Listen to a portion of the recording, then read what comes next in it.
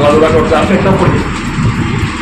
আমরা এখানে সেই খেলাধুলা করতাম এবং এই ক্লাবের ব্যায়ামাগার ছিল, ব্যাডমিন্টন খেলা হতো। আমরা সেই সময় এই ক্লাবের সঙ্গে ওতপ্রোতভাবে জড়িত ছিলাম।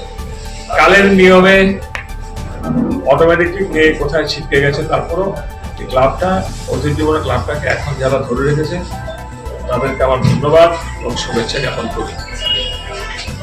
পাশাপাশি আজকে আমরা বৃক্ষরোপণ করলাম। বৃক্ষরোপণটাকে আমরা একটা উৎসবে পরিণত করার চেষ্টা করেছি, সেটা অনেকাংশে সফল। প্রতিদিনই আমরা কোথাও না কোথাও বৃক্ষরোপণ করি। আমাদের পৌরসভার যে চেয়ারম্যান শঙ্কু, সে পৌরসভার মাধ্যমে ধর্মনগরকে নিম সিটি বানাবার একটা প্রচেষ্টা নিয়েছে। আজকে 7-8 মাস হলো, অনেকাংশে আমরা সফল নিম গাছ লাগানোর ক্ষেত্রে। দলীয় স্তরে আমাদের বিজেপি সরকার, সাধারণ মানুষ, রাজনীতির ঊর্ধ্বে সকলে মিলে এটাকে একটা উৎসবে পরিণত করেছে। গতকালকে আমি কোথাও যেন একটা ভুল বলেছিলাম যে পৃথিবীতে লক্ষাধিক গাছ শর্টেজ আছে, সেটা ভুল।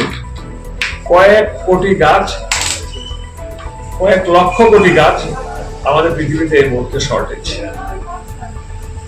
যা আমাদের জীবনের সুস্থ স্বাভাবিক জীবন পরিচালনার ক্ষেত্রে অত্যন্ত প্রতিকূলতার মধ্যে নিয়ে এসছে।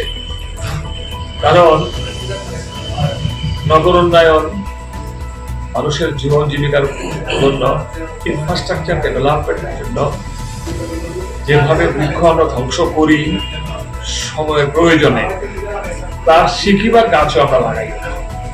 সেটা নিজের জন্য হোক, সেটা হসপিটালের জন্য হোক, সেটা এয়ারপোর্টের জন্য হোক, সেটা রেল স্টেশনের জন্য হোক, সেটা রাস্তাঘাট নির্মাণের জন্য হোক, বৃক্ষ অবিরত আমরা সেদন করতে থাকি।